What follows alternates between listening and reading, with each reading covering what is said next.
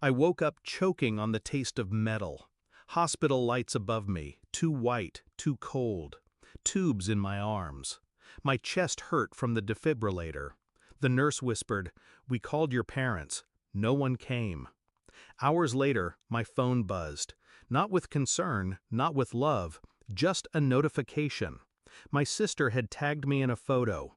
Her smiling face, wine glass raised, captioned, "Family Day without the drama." I stared at it until my hands shook. Not from the illness, from the silence. Hashtag, I used to believe family meant safety. That no matter how cold the world grew, my parents' house would be warm. But love in my family came with conditions, obedience, money, appearances. I was always the one who didn't fit. Too ambitious, too independent, too much. When I got the job that paid more than my father's annual salary, the pride on his face lasted exactly 2 weeks. Then the questions started. The loans, the guilt trips. Still, I gave. I wanted them to love me. I didn't realize love was the one thing they would never give freely. Hashtag, that hospital night, I scrolled through messages. Not one from them. Not one. But when my doctor explained how close I had come to dying, I saw my sister's Instagram story, steak dinners, clinking glasses, laughter. They knew. They chose not to come. I didn't cry. I didn't scream. I went still. And when I get still, I get dangerous. Hashtag, 2 days later, still weak, still with wires taped to my skin, my phone vibrated like a wasp in my hand. 65 missed calls. One text from my father. "We need you. Answer immediately." Of course. They didn't come when I was dying, but they came when they were desperate. That was my proof. My permission. I didn't answer. I opened my laptop instead. Every account, every property, every business tie, we were tangled. I had set them up with opportunities, investments, a lifeline. I had built the scaffolding they stood on. And like any architect, I knew exactly where to pull the pin. First, I froze access to the joint trust. A single keystroke, and my parents' emergency fund was dust.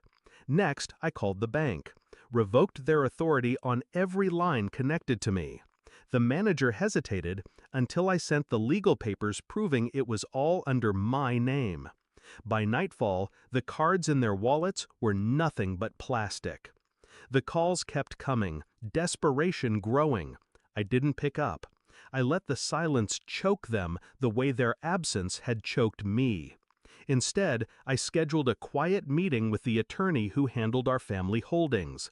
I transferred properties, liquidated shares, rerouted income streams.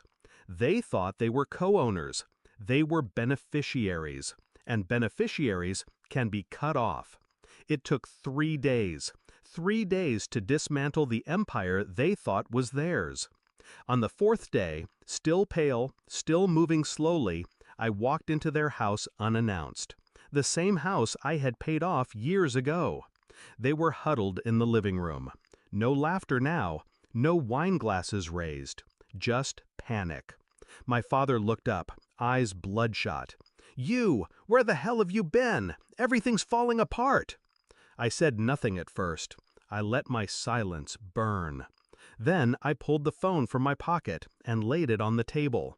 The screen glowed with their Instagram posts, the smiling faces from the night I almost died.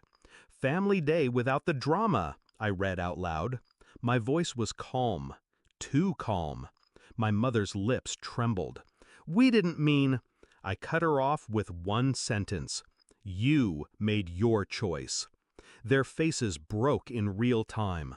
The dawning realization, the weight of what I had done, and why.